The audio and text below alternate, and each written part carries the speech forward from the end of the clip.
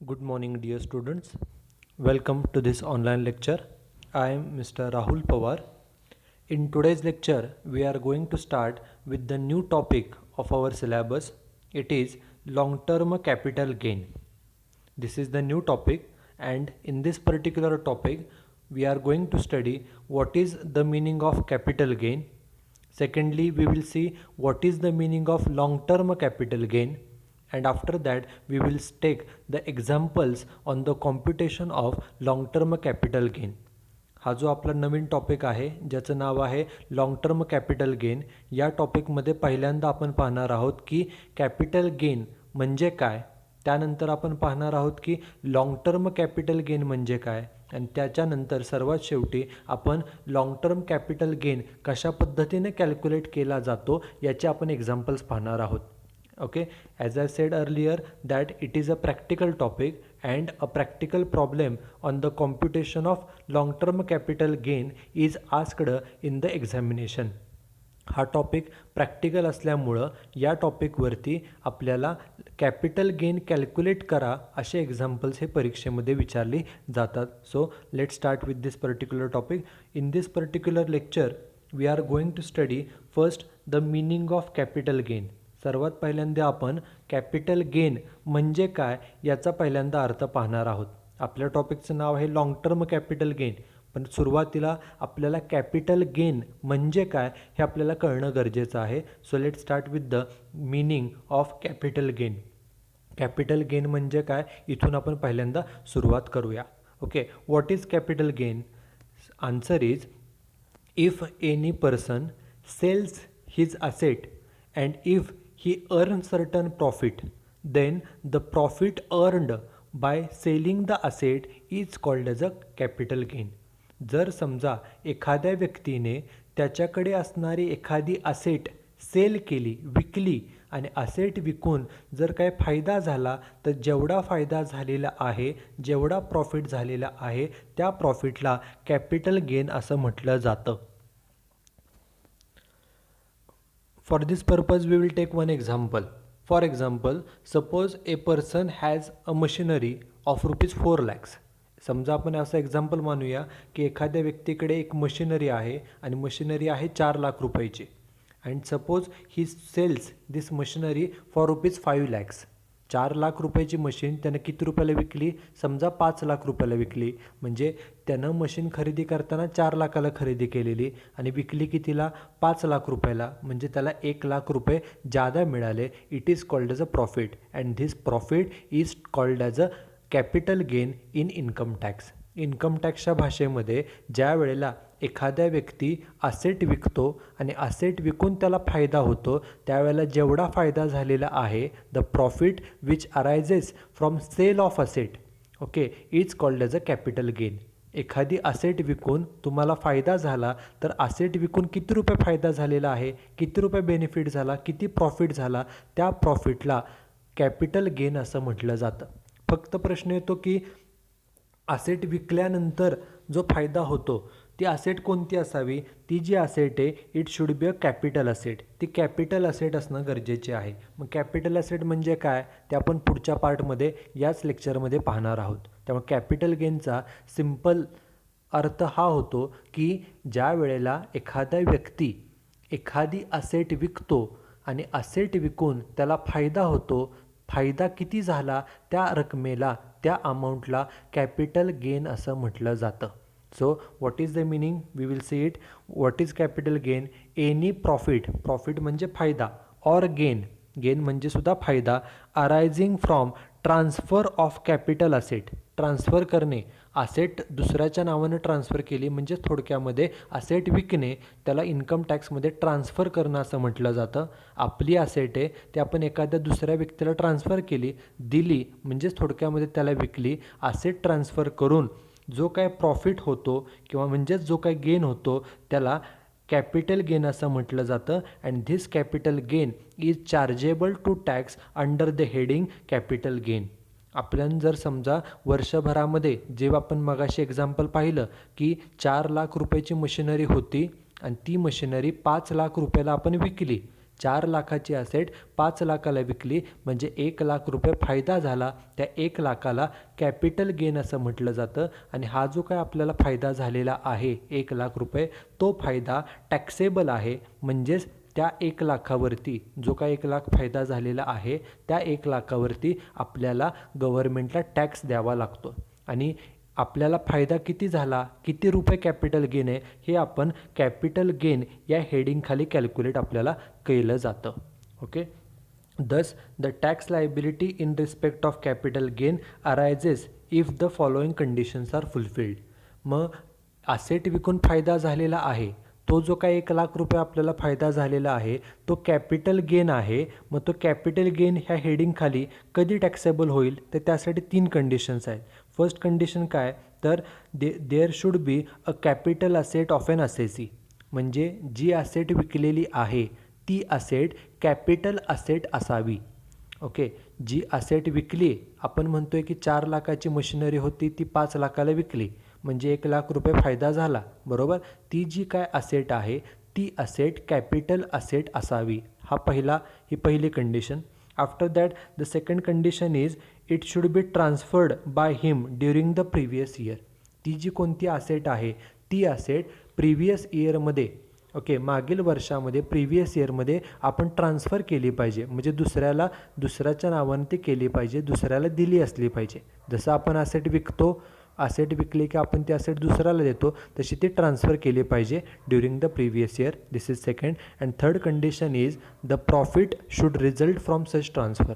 ती जी काय आपण असेट दुसऱ्याला विकतोय, सेल करतोय, देतोय, त्याच्या नावानं करतोय, ते करून आपल्याला प्रॉफिट झाला पाहिजे. जे आपण मगाशी एक्झाम्पल पाहिलं की मशिनरी होती 4 लाखाची, 4 लाखाची मशीन आपण 5 लाखाला विकली म्हणजे आपल्याला 1 लाख प्रॉफिट झाला.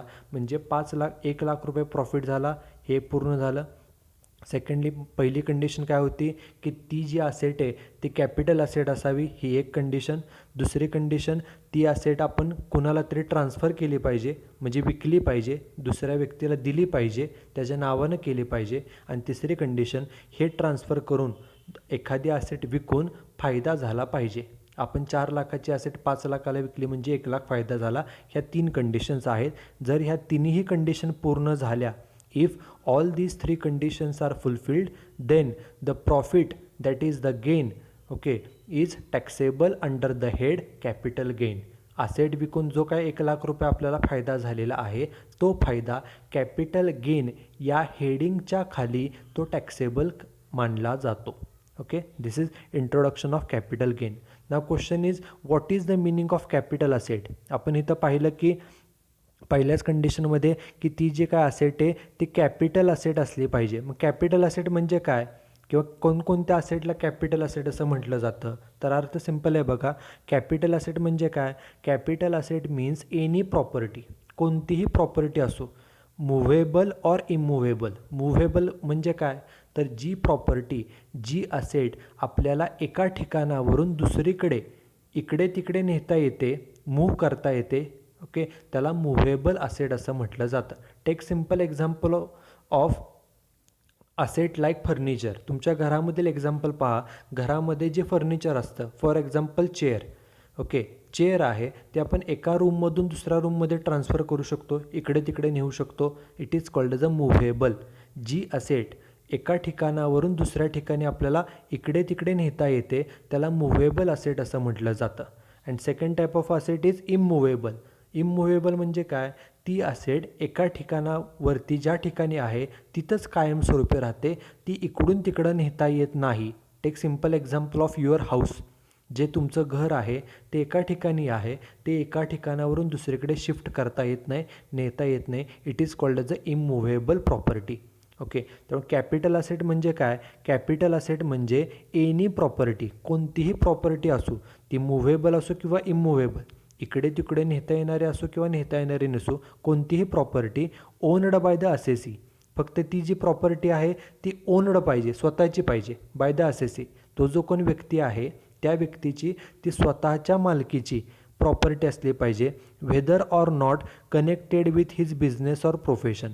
म्हणजेच काय, ती असेट बिझनेस किंवा प्रोफेशनशी कनेक्टेड असू नाही तर नसो, व्हेदर ऑर नॉट असो किंवा नसो connected with his business. Normally आपण काय म्हणतो की बिझनेसची असेट आहे का ती पर्सनल आहे, पण इथं स्पेसिफिकली मेन्शन केलं आहे की ती असेट बिझनेसची असू, प्रोफेशनची असू नाही तर नसू, कोणतीही असेट, एनी प्रॉपर्टी, कोणतीही असेट फक्त ती त्या व्यक्तीच्या मालकीची असली पाहिजे. त्या प्रत्येक असेटला कॅपिटल असेट असं म्हटलं जातं.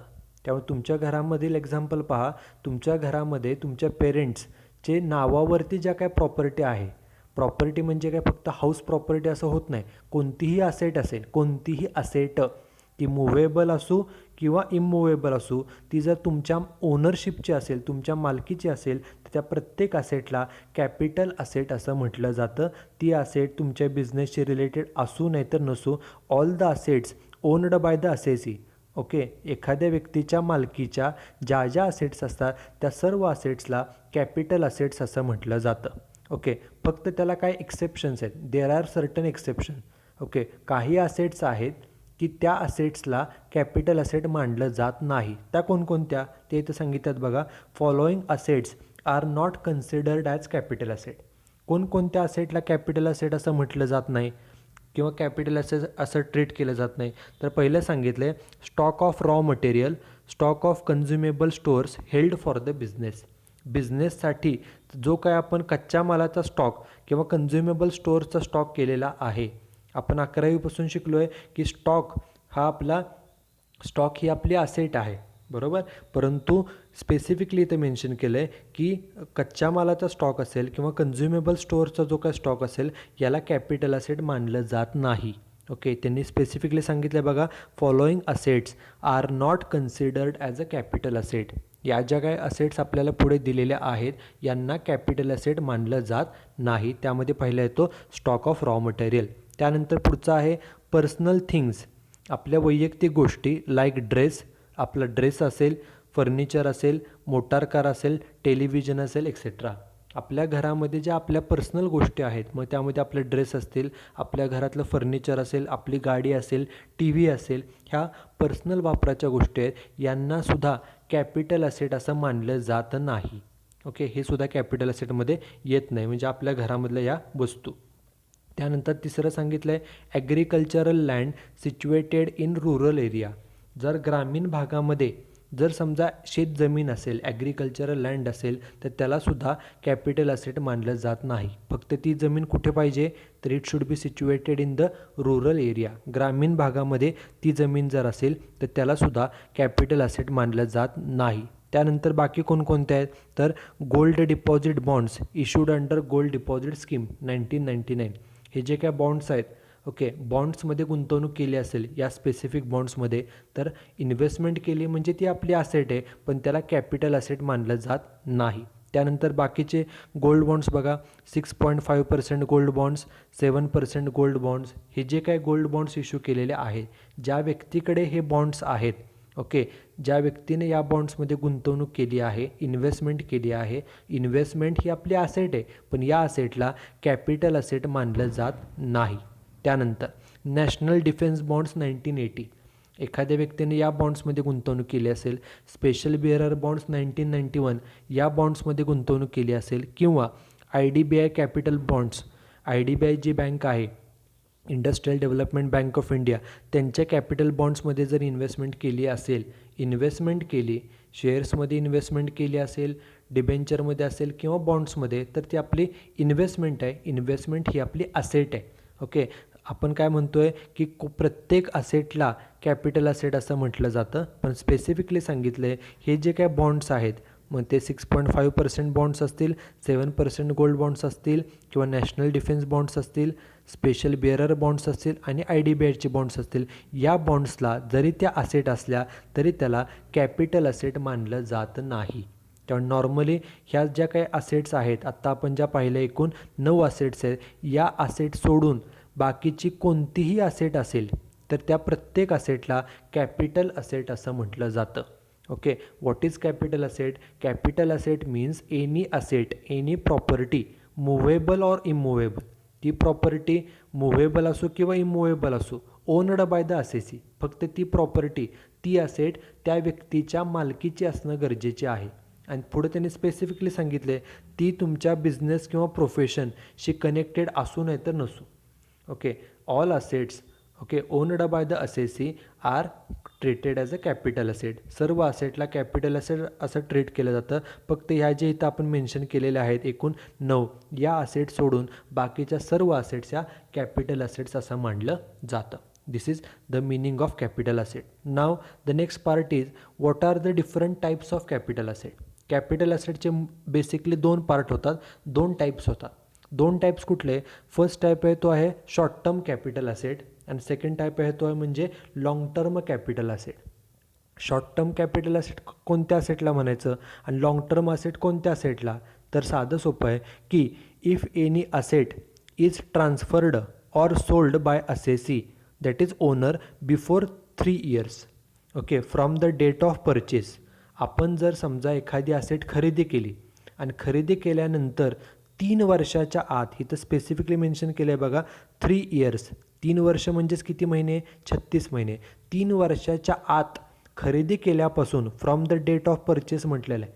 असेट खरेदी केल्यानंतर 3 वर्षाच्या अगोदर जर समजा ती असेट आपण कुणाला विकली, सेल केली आणि त्यातून जर काय आपल्याला फायदा झाला ओके, ती जी असेट आहे ती असेट समजा 3 वर्षाच्या अगोदर जर आपण विकली तर त्या असेटला शॉर्ट टर्म कॅपिटल असेट असं म्हटलं जातं. त्यामुळे कोणती asset short term capital asset असते? तर जर समजा एखादी असेट आपण खरेदी केली आणि 1-2 वर्षांनी लगेच, म्हणजेच कालावधी किती इथं सांगितला आहे? 3 वर्षांचा सांगितलेला आहे. 3 वर्षाच्या अगोदर समजा ती असेट आपण कुणाला सेल केली किंवा ट्रान्सफर केली, देऊन टाकली, तर त्या असेटला शॉर्ट टर्म कॅपिटल असेट असं म्हटलं जातं. इथं 3 वर्ष म्हणजे 36 महिने हा कालावधी इम्पॉर्टंट आहे. ओके, 3 वर्षाच्या अगोदर जर समजा आपण ती असेट एखाद्याला विकली, सेल केली किंवा ट्रान्सफर केली तर त्या असेटला शॉर्ट टर्म कॅपिटल असेट असं म्हटलं जातं. आणि त्याला फक्त एकच एक्सेप्शन आहे, ते आहे शेअर्सच्या बाबतीमध्ये. जर आपण 12 महिने म्हणजे 1 वर्ष, 1 वर्षाच्या अगोदर शेअर्स आपण कुणाला विकले तर त्याला शॉर्ट टर्म कॅपिटल असेट असं म्हटलं जातं. शेअर्ससाठी नियम 1 वर्षाचा आणि बाकी सर्व असेटसाठी नियम आहे 3 वर्षांचा. पुन्हा एकदा नियम पहा काय सांगितलं आहे, कोणत्या असेटला शॉर्ट टर्म कॅपिटल असेट म्हणायचं? जर समजा if any asset is sold by assessee that is owner before 3 years. 3 वर्षाच्या अगोदर कुठपासून? From the date of purchase. Asset खरेदी केली, आपल्याकडं असेट आहे आणि असेट खरेदी केल्यानंतर 3 वर्षाच्या अगोदरच समजा ती असेट आपण विकली तर त्या असेटला शॉर्ट टर्म कॅपिटल असेट असं म्हटलं जातं. 3 वर्षाच्या अगोदर, 3 वर्ष म्हणजेच किती महिने? 36 महिन्याच्या अगोदर ती असेट जर आपण कुणाला विकली तर त्या असेटला शॉर्ट टर्म कॅपिटल असेट असं म्हणायचं. मात्र शेअरसाठी नियम आहे 12 महिने म्हणजेच 1 वर्षाचा. 1 वर्षाच्या अगोदर जर ती असेट आपण विकली, शेअर्स विकले तर त्याला शॉर्ट टर्म कॅपिटल असेट असं म्हटलं जातं. हा झाला पहिला प्रकार शॉर्ट टर्म कॅपिटल असेट. नाव सेकंड टाईप आहे तो आहे long term capital asset. Long term asset कोणत्या असेटला म्हणायचं? जर if any asset is transferred or sold after 36 months that is after 3 years from the date of purchase. Asset खरेदी केली आणि असेट खरेदी केल्यानंतर ती असेट आपल्याकडेच आहे आणि 3 वर्ष होऊन गेले. 3 वर्षानंतर मग जर आपण ती असेट विकली, 3 वर्षानंतर खरेदी केल्यापासून 3 वर्ष ती असेट आपल्याकडेच आहे. 3 वर्ष होऊन गेल्यानंतर जर ती आपण असेट विकली तर त्याला लाँग टर्म कॅपिटल असेट असं म्हटलं जातं. म्हणजेच काय, मगाशी होतं शॉर्ट टर्म, त्याला पण कालावधी 3 वर्षाचा होता, पण 3 वर्षाच्या अगोदर असेट विकली तर ती शॉर्ट टर्म असते आणि 3 वर्षाच्या नंतर विकली आफ्टर 36 months 3 वर्षानंतर विकली तर त्याला लाँग टर्म असेट असं म्हटलं जातं. आणि शेअरसाठी तोच नियम, 12 महिने किंवा 1 वर्षानंतर जर शेअर्स विकले तर ते लाँग टर्म असतात. 12 महिन्यापेक्षा अगोदर शेअर्स विकले तर शॉर्ट टर्म, 12 महिन्यानंतर विकले खरेदी केल्यापासून 12 महिने तर त्याला लाँग टर्म असेट असं मानलं जातं. So these are the 2 types of capital asset. हे कॅपिटल असेटचे 2 प्रकार आहेत. आपला जो टॉपिक आहे, आपल्या टॉपिकचं heading long term capital gain आहे.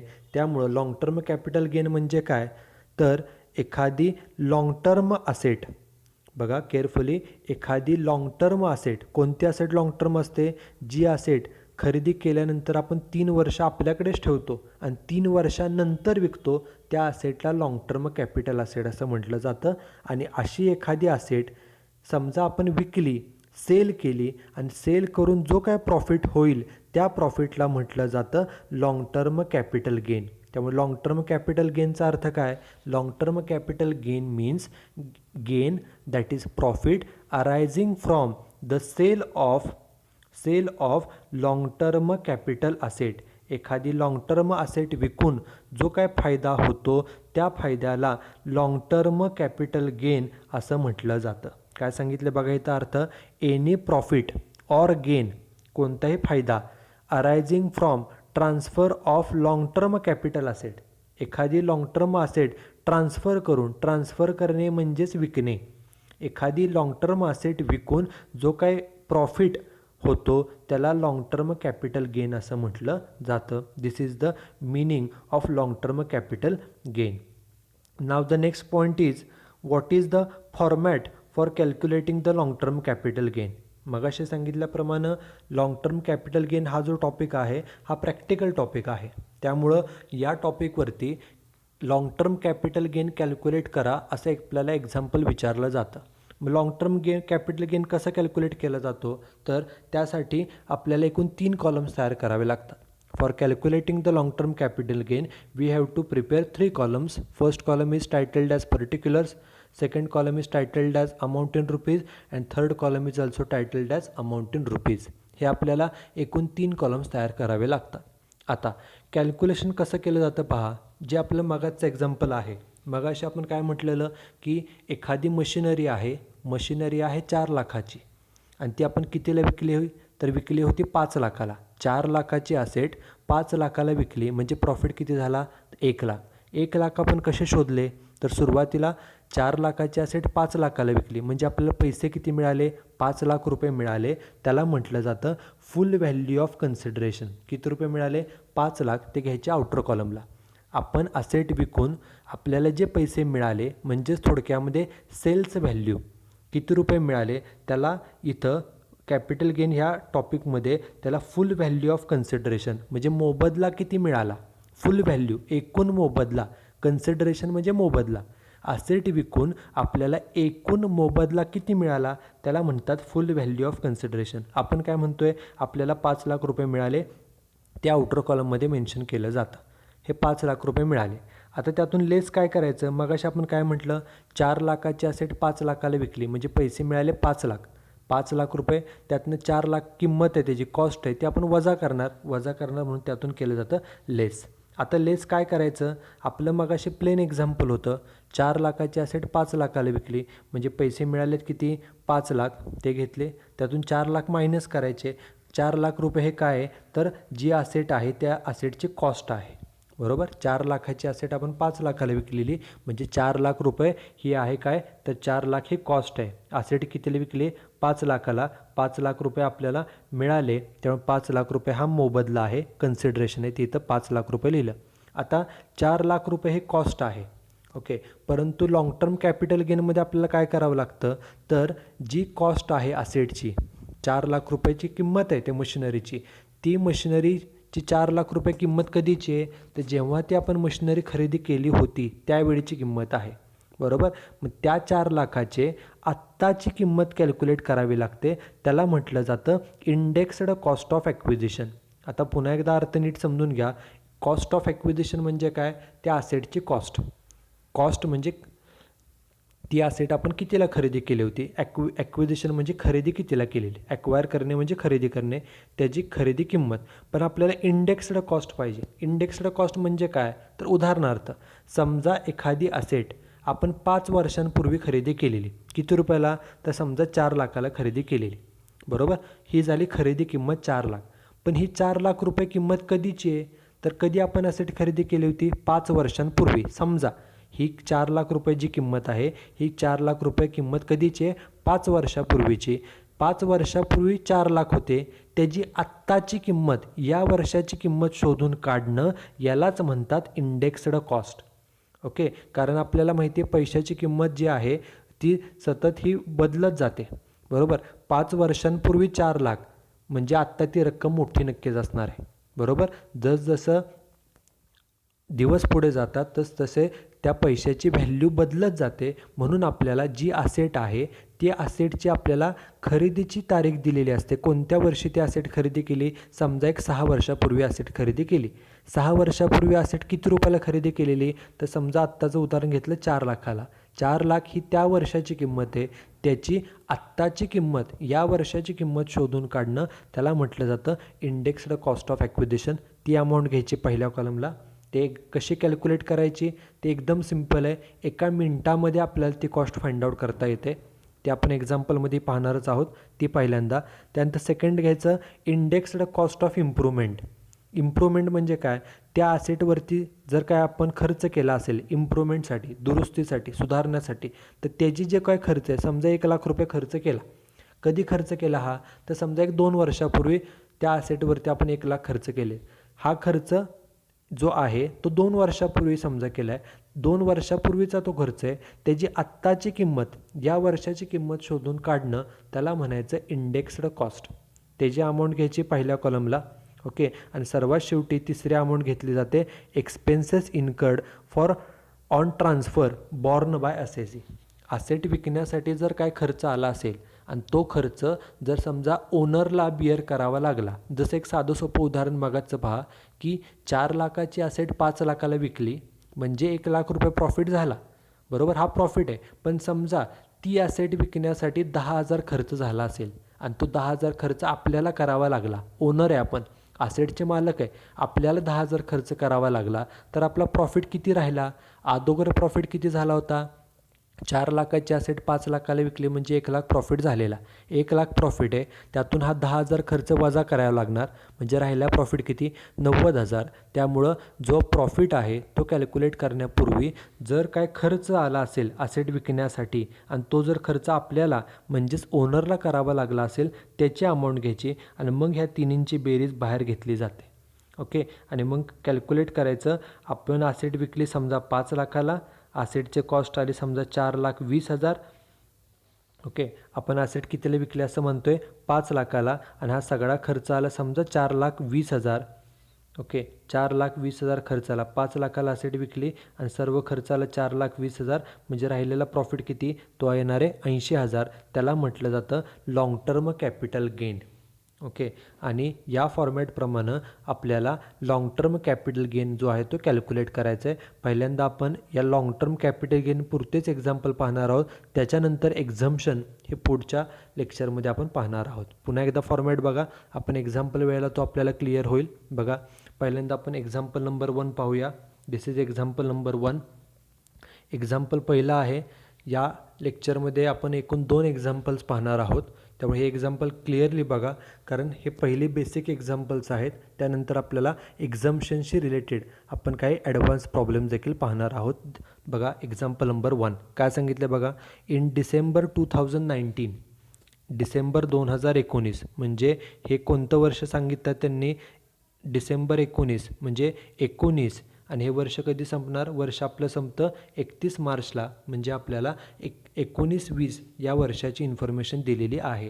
हे वर्ष आहे, त्यांनी तारीख सांगितली डिसेंबर 19 म्हणजे 2019, आणि वर्ष कधी संपतं पुढच्या 31 मार्चला म्हणजेच 31 मार्च 2020ला, म्हणजे हे इन्फॉर्मेशन 19-20 या वर्षाची दिलेली आहे. बा काय सांगितलं आहे, मिस्टर राकेश हा व्यक्तीचं नाव, सोल्ड काय विकलं त्यानं, 500 grams of gold. 500 gram gold म्हणजे सोनं विकलं. किती रुपयाला, फॉर रुपीज 13,50,000. एवढ्याला गोल्ड विकलं. गोल्ड ही आपली इन्व्हेस्टमेंट आहे, आपण गोल्डमध्ये इन्व्हेस्टमेंट करतो. ही इन्व्हेस्टमेंट विकली. किती गोल्ड विकलं, 500 ग्रॅम. कितीला विकलं, 13,50,000ला. म्हणजे असेट विकून एवढे पैसे मिळाले. याला म्हटलं जातं फुल व्हॅल्यू ऑफ कन्सिडरेशन. जे आपण मगाशी फॉर्मॅटमध्ये पाहिलं की आपण असेट कितीला विकली, असेट विकून किती रुपये मिळाले, त्याला म्हटलं जातं फुल व्हॅल्यू ऑफ कन्सिडरेशन. म्हणजे असेट विकून एकूण फुल किती मोबदला मिळाला, किती रुपये मिळाले, तर 13,50,000 रुपये मिळाले, बरोबर. ह्या पहिला पॉईंट. पुढे सांगितलं आहे ही हॅड ॲक्वायर्ड. ॲक्वायर करणे म्हणजे खरेदी करणे. हे जे काय त्यानं गोल्ड विकलं आहे, ओके, हे कधी खरेदी केलेलं? He had acquired this gold in 2001-2. हे जे सोनं आहे, गोल्ड आहे, हे त्यानं 2001-2 साली या वर्षी खरेदी केलं होतं. किती रुपयाला? For rupees 4,00,000. हे सोनं 4,00,000ला खरेदी केलेलं होतं. किती रुपयाला? 4,00,000. पण ही 4,00,000 किंमत कधीची आहे? कोणत्या वर्षामध्ये खरेदी केलेलं आपण? 2001-2ला. त्यावेळेला कितीला खरेदी केलेलं सोनं? 4,00,000ला. मग 4,00,000 रुपये ही किंमत कधीची आहे? कोणत्या वर्षाची? 2001-2 या वर्षाची किंमत आहे. किती रुपये? तर 4,00,000 रुपये. ही 2001-2ची किंमत आहे. आत्ता आपलं वर्ष कोणतं आहे? मगाशी सांगितल्याप्रमाणे आत्ता आपलं वर्ष 19-20 हे एक्झाम्पलचं वर्ष सांगितलेलं आहे, बरोबर. मग 1-2 साली ज्या वेळेला आपण सोनं खरेदी केलं त्यावेळेला ते 4,00,000ला खरेदी केलेलं. त्या 4,00,000ची आत्ताची या वर्षाची म्हणजेच 19-20ची किंमत शोधून काढणे यालाच म्हणतात इंडेक्स्ड कॉस्ट. ओके, हे जे काय सोनं खरेदी केलेलं होतं हे 4,00,000ला सोनं खरेदी केलेलं, पण ते कधी केलेलं? कोणत्या वर्षी? 2001-2 साली सोनं खरेदी केलेलं होतं. ही किंमत 2001-2 म्हणजे 20 वर्षापूर्वीची किंमत आहे. ओके, त्या 20 वर्षापूर्वीची जी किंमत आहे, किती रुपये किंमत आहे 4 ॲसेटची? कितीला सोनं खरेदी केलेलं? 4,00,000 रुपये. त्याची आत्ताची या वर्षाची किंमत शोधून काढणं त्याला आपण इंडेक्स्ड कॉस्ट असं म्हणतो. बघा मग आता इथं या एक्झाम्पलमध्ये इंडेक्स्ड कॉस्ट जी आहे ती आपल्याला कॅल्क्युलेट करावी लागेल. पुढं काय सांगितलं आहे बघा. म्हणजे आता आपण जे आत्तापर्यंत एक्झाम्पल पाहिलं त्यामध्ये एकूण 2 वर्ष आली. कोणकोणती 2 वर्ष आली बघा. तर पहिल्या सेंटेन्समध्ये सांगितलं आहे डिसेंबर 2019. म्हणजे पहिलं हे जे आहे 19 म्हणजे हे झालं वर्ष कोणतं? तर 2019-20. Weight a minute, 1 minute. हे कोणतं वर्ष आहे पहिलं? तर 19-20 हे झालं पहिलं वर्ष, बरोबर. कारण 19मध्ये डिसेंबर 19मध्ये आपण ॲसेट विकलेली आहे. 19 म्हणजेच 19-20 हे झालं पहिलं वर्ष. आणि दुसरं वर्ष आपण ॲसेट कोणत्या वर्षी खरेदी केलेली? तर 2001-2ला हे दुसरं वर्ष. आता जी 2 वर्ष आपल्याला दिलेली असतात त्या दोन्ही वर्षांचे आपल्याला एक्झाम्पलमध्ये इन्फ्लेशन इंडेक्स दिला जातो. त्याला कॉस्ट इन्फ्लेशन इंडेक्स असं म्हटलं जातं. तो किती आहे बघा. The cost inflation index for financial year previous year 1-2 and 19-20. 1-2 जे आपण मगाशी म्हटलं, ज्या वर्षी आपण सोनं खरेदी केलं ते 1 वर्ष, आणि कुठलं 19-20 म्हणजे ज्या वर्षी आपण ॲसेट विकली, सोनं विकलं ते वर्ष. ह्या 2 वर्षांची इंडेक्स किती आहे? 100 अँड 289 रिस्पेक्टिव्हली. ह्या 2 वर्षांचे इंडेक्स आहेत 100 आणि 289. मग 100 कशाचं असेल? पहिलं वर्ष कोणतं सांगितलं आहे? 1-2. 1-2चा इंडेक्स आहे 100, बरोबर. 1-2चा इंडेक्स आहे 100. आणि दुसरं वर्ष कोणतं आहे? 19-20. 19-20चा इंडेक्स किती आहे? तर 289. आता या इंडेक्सचा अर्थ काय होतो बघा, क्लिअरली बघा. तर पहिला इंडेक्स सांगितलं कोणत्या वर्षाचा आपल्याला? तर 2001-2चा. 1-2चा इंडेक्स किती आहे? तर तो 100 आहे. म्हणजे 2001-2 साली जे 100 रुपये होते, 2001-2 साली जे 100 रुपये होते त्या 100 रुपयाची 19-20 साली त्या 100 रुपयाची किंमत किती झाली नवीन? तर ती किंमत होते 289. म्हणजे हे 2 इंडेक्स आपल्याला जे सांगितलेले आहेत. ओके, पुन्हा एकदा अर्थ बघा काय मी सांगतोय. तर पहिलं वर्ष 2001-2. ह्या 2001-2चा इंडेक्स किती आहे? 100. म्हणजे 1-2 या वर्षभरामध्ये तुमच्याकडे जर 100 रुपये असतील यावर्षी, तर या 100 रुपयाची आत्ताचं जे वर्ष आहे, आत्ताचं वर्ष कोणतं आहे? 19-20 हे वर्ष आहे. जे 100 रुपये होते 2001-2 साली त्या 100 रुपयाची आत्ताची म्हणजेच 19-20 या वर्षाची किंमत किती आहे? व्हॅल्यू किती आहे? तर 289 रुपये आहे. म्हणजे त्यावेळेला 100 रुपये होते, त्याची आत्ताची किंमत या वर्षाची म्हणजेच 19-20ची किंमत किती आहे? तर 289 रुपये एवढी किंमत आहे. याला म्हटलं जातं कॉस्ट इन्फ्लेशन इंडेक्स. तो आपल्याला प्रत्येक एक्झाम्पलमध्ये रेडीमेड दिलेला असतो. आणि पुढं काय सांगितलं आहे? Find out the amount of long term capital gain. आपल्याला लॉंग टर्म कॅपिटल गेन हा कॅल्क्युलेट करायचा आहे. बघा मग लॉंग टर्म कॅपिटल गेन आपण कशा पद्धतीने कॅल्क्युलेट करणार आहोत. पहिल्यांदा व्यक्तीचं नाव काय आहे? व्यक्तीचं नाव आहे मिस्टर राकेश, म्हणून सुरुवातीला व्यक्तीचं नाव लिहायचं मिस्टर राकेश. सेकंड लाईनला computation of long term capital gain. आपल्याला एक्झाम्पलमध्ये सांगितलं आहे long term capital gain calculate करा म्हणून सेकंड लाईनला लिहिलं आणि तिसऱ्या लाईनला कोणत्या वर्षासाठी फॉर असेसमेंट इयर 2021 तिसऱ्या लाईनला मेन्शन केलं फॉर असेसमेंट इयर 2021 हे 3 गोष्टी मेन्शन करायच्या. पहिल्यांदा व्यक्तीचं नाव, व्यक्ती कोण आहे मिस्टर राकेश. सेकंड लाईनला आपण काय कॅल्क्युलेट करतो आहे लाँग टर्म कॅपिटल गेन आणि कोणत्या वर्षासाठी कॅल्क्युलेट करतो आहे आपण तर असेसमेंट इयर 2021 ह्या वर्षासाठी आपण कॅल्क्युलेट करत आहोत. आता कॅल्क्युलेशन करताना 3 कॉलम, पहिला column particulars, second column amount in rupees आणि third column amount in rupees. आता हे जे काय कॅल्क्युलेशन आपण करणार आहोत त्यासाठी आपल्याला फक्त हाफ पेज सफिशियंट आहे. Okay, so we have to draw these 3 columns for half page of the notebook. आता कॅल्क्युलेशन कसं करायचं, सुरुवात करायची असते आपण असेट किती रुपयाला विकली आणि असेट विकून किती रुपये मिळाले त्याला इन्कम टॅक्समध्ये इथं म्हटलं जातं फुल value of consideration. Full value, एकूण आपल्याला किती व्हॅल्यू मिळाली, मोबदला किती मिळाला, म्हणजेच असेट किती रुपयाला विकली. आपण असेट कितीला विकले बघा, गोल्ड कितीला विकले 13,50,000ला, ती अमाऊंट घ्यायची आउटर कॉलमला 13,50,000. आपण नॉर्मली ह्याला सेल्स व्हॅल्यू म्हणतो, किती रुपयाला विकलं, फक्त त्याला कॅपिटल गेन या टॉपिकच्या भाषेमध्ये त्याला फुल व्हॅल्यू ऑफ कन्सिडरेशन, कन्सिडरेशन म्हणजे मोबदला, असेट विकून तुम्हाला किती रुपये मोबदला मिळाला तर 13,50,000 मिळाले हे लिहायचं आउटर कॉलमला. त्यानंतर खाली एक ओळ जागा सोडून लिहायचं लेस. ओके, ह्यातून काय काय वजा करायचं, एकूण ह्यातून 3 गोष्टी वजा करायच्या. पहिल्यांदा वजा करायचं लेस एक आकडा indexed cost of acquisition. Acquisition म्हणजे खरेदी, खरेदीची किंमत जी आहे ती त्यातून मायनस करायची. फक्त कोणती किंमत, इंडेक्स्ड कॉस्ट. इंडेक्स्ड कॉस्ट म्हणजे काय बघा, तर आपण ही जी असेट विकली 13,50,000ला, ही किती रुपयाला खरेदी केली होती तर खरेदी केलेली होती 4,00,000 रुपयाला, बरोबर. पण ही 4,00,000 रुपये किंमत कोणत्या वर्षाची आहे, ही किंमत आहे 2001-2 या वर्षाची. ओके, मग 4,00,000 किंमत आहे 1-2 ह्या वर्षाची, 2001-2ची, त्याची ह्या 4,00,000ची आत्ताची किंमत शोधून काढणं, आत्ताचे म्हणजेच 19-20 या वर्षाची किंमत शोधून काढणं, त्याला म्हटलं जातं indexed cost of acquisition. Acquisition म्हणजे खरेदी केली, आपण खरेदी करताना आपण ते जे काय सोनं आहे ते खरेदी केलेलं 4,00,000ला आणि ते कधी खरेदी केलेलं 2001-2 साली. मग हे जे 4,00,000ला खरेदी केलेलं होतं या 4,00,000ची या वर्षाची म्हणजे सध्याच्या वर्षाची किंमत शोधणं, जे 4,00,000 रुपये 2001-2 साली होते त्याची आत्ताची किंमत किती आहे, या वर्षाची किंमत किती, 2019-20मध्ये त्याची व्हॅल्यू किती, त्याला म्हणतात इंडेक्स्ड कॉस्ट ऑफ ॲक्विजिशन. त्यावेळेला आपण कितीला ते गोल्ड खरेदी केलेलं 4,00,000ला.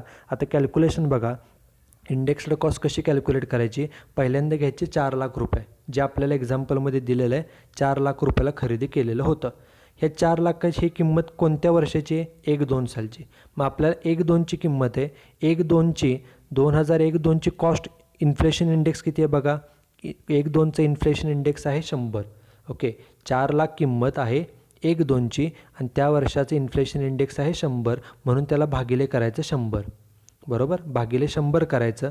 भागिले 100 का केलं, 4,00,000 किंमत आहे ती ज्या वर्षाची आहे त्या इंडेक्सनं त्याला भागायचं आणि गुणिले काय करायचं तर गुणिले जो चालू वर्षाचा इंडेक्स आहे बघा, चालू वर्षाचा इंडेक्स किती दिला आहे तो आहे 289, त्याने त्याला गुणाकार केला की मग आपल्याला मिळते इंडेक्स्ड कॉस्ट ऑफ ॲक्विजिशन. ती किती आली, 11,56,000. याचा अर्थ पुन्हा एकदा बघा की जे 4,00,000 रुपये आपण जे सोनं खरेदी केलेलं होतं 1-2 साली, कितीला खरेदी केलेलं 4,00,000ला, त्या 4,00,000ची आत्ताची किंमत किती आली तर त्या 4,00,000ची आत्ताची किंमत आहे 11,56,000, बरोबर.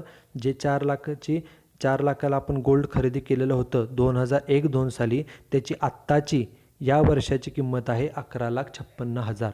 ओके, ही किंमत कशी कॅल्क्युलेट केली तर आपण गोल्ड किती रुपयाला खरेदी केलेलं होतं, ते खरेदी केलेलं 4,00,000ला. पहिल्यांदा ती अमाऊंट घेतली बघा, इथं आहे तशी 4,00,000, त्याला भागिले डिवाईड कशाने करायचं तर ही जी काय किंमत आहे 4,00,000 ही कोणत्या वर्षाची होती, 1-2, ज्या वर्षाची होती ना त्या वर्षाचा इंडेक्सनं त्याला भागा, डिवाईड करा. 100 इंडेक्स किती आहे बघा, 100 दिलेला आहे, त्या इंडेक्सनं त्याला डिवाईड करायचं म्हणून भागिले 100 आणि गुणाकार कशाने करायचा तर गुणिले जो चालू वर्षाचा करंट इयरचा इंडेक्स आहे बघा करंट इयरचे इंडेक्स किती आहे तर 289 आहे. त्यानं त्याला गुणाकार केला त्याप्रमाणे त्याची सध्याची किंमत किती आली तर 11,56,000. म्हणजेच काय तर 1-2 साली जे 4 लाख रुपये होते 1-2 साली जे 4 लाख रुपये होते त्या 4 लाखाची आत्ताची किंमत या वर्षाची किंमत आहे 11,56,000. ओके, या पद्धतीनं या फॉर्मॅटप्रमाणे आपल्याला इंडेक्स्ड कॉस्ट ही शोधून काढावी लागते. ही झाली पहिली अमाऊंट. दुसरी अमाऊंट घ्यायची असते, नेहमी हेडिंग द्यायचं इंडेक्स्ड कॉस्ट ऑफ इम्प्रूव्हमेंट. जर आपण त्या असेटला काही इम्प्रूव्हमेंट केली असेल, सुधारणा केली असेल, दुरुस्ती केली असेल तर त्याचा खर्च. आपल्या एक्झाम्पलमध्ये या गोल्डवरती हे जे काय आपली असेट आहे, जे आपण असेट विकलेली आहे त्या असेटवरती काय इम्प्रूव्हमेंट केली असं कुठंच सांगितलं नाही. त्यामुळं इथं इंडेक्स कॉस्ट ऑफ इम्प्रूव्हमेंट नील घेतलं. आणि तिसरं घ्यायचं असतं ट्रान्सफर एक्सपेन्सेस. म्हणजेच असेट विकण्यासाठी काय खर्च आला का, एक्झाम्पलमध्ये कुठेही असेट विकण्यासाठी खर्च आला असं सांगितलं नाही, त्यामुळे ते सुद्धा लिहिलेलं. ह्या तिन्हीच्या खाली रेष सोडून तिन्हींची बेरीज बाहेर घेतली, तिन्हींची बेरीज बाहेर आली 11,56,000. म्हणजेच काय 11,56,000 ही कॉस्ट आहे आणि आपण ती असेट कितीला विकली 13,50,000ला. म्हणजे 11,56,000ची असेट 13,50,000ला विकली म्हणजे आपल्याला फायदा किती झाला 1,94,000. त्याला नाव दिलं जातं long term capital gain. Okay, त्याला लाँग टर्म का म्हणायचं कारण ही असेट 2001-2ला खरेदी केलेली आणि विकली कधी 19-20 म्हणजे 20 वर्षानं विकली. 3 वर्षापेक्षा जास्त वर्ष असतील तरी त्याला लाँग टर्म असेट म्हणतात आणि लाँग टर्म असेट विकून जो फायदा होतो त्याला लाँग टर्म कॅपिटल गेन असं म्हटलं जातं. की त्याला लाँग टर्म कॅपिटल गेन तो आला 1,94,000. कसं कॅल्क्युलेट केला, जी सेल्स व्हॅल्यू होती त्यातून कॉस्ट मायनस केली, आलेला आपला प्रॉफिट, त्याला नाव दिलं लाँग टर्म कॅपिटल गेन. आणि या लाँग टर्म कॅपिटल गेनमधून काही एक्झम्पशन्स मायनस केले जातात अंडर सेक्शन 54. एक्झाम्पलमध्ये कोणतेच एक्झम्पशन दिलेले नाहीत. एक्झम्पशनचे एक्झाम्पल आपण नेक्स्ट लेक्चरमध्ये पाहणार आहोत. त्यामुळे एक्झम्पशनला नील लिहायचं आणि जी काय वजाबाकी येईल त्याला नाव दिलं जातं taxable long term capital gain. Okay, हा जो काय कॅपिटल गेन आहे, हा जो काय फायदा आहे 1,94,000, या फायद्यावरती या व्यक्तीला, व्यक्ती कोण आहे मिस्टर राकेश, या व्यक्तीला गव्हर्नमेंटला टॅक्स हा पेड करावा लागेल. This is example number 1 on the computation of long term capital gain. हे आपलं या टॉपिकवरचं पहिलं एक्झाम्पल आहे. नेक्स्ट लेक्चरमध्ये आपण एक्झाम्पल नंबर 2 पाहणार आहोत आणि आपण हा टॉपिक हा कंटिन्यू करणार आहोत. So that's it with today's lecture. You should write down this example and solution in your notebook. So thank you very much.